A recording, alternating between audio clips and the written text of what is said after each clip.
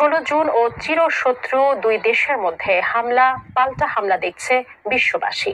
যাতে ইরানের হামলায় এখন পর্যন্ত ইসরায়েলে নিহত হয়েছে 24 জন। বিপরীতে ইসরায়েলের হামলায় মারা গেছেন 224 ইরানি।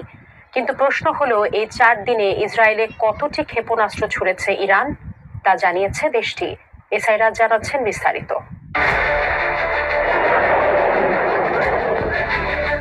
ইরানের ভয়াবহ ব্যালিস্টিক ক্ষেপণাস্ত্র হামলায় কাঁপছে ইসরায়েল। নেতানিয়াহু ভাবতেই পারেনি নিজেদের হামলার জবাব এভাবে দেবে তেহরান। একের পর এক চালানো হামলার ধ্বংসস্তূপ দেখে বোঝার উপায় নেই এটা কি গাজা নাকি তেল আবিব। ইসরায়েলকে লক্ষ্য করে গত 4 দিনে অন্তত 370টি ব্যালিস্টিক ক্ষেপণাস্ত্র এবং শত শত বিস্ফোরকবাহী ড্রোন নিক্ষেপ করেছে ইরান।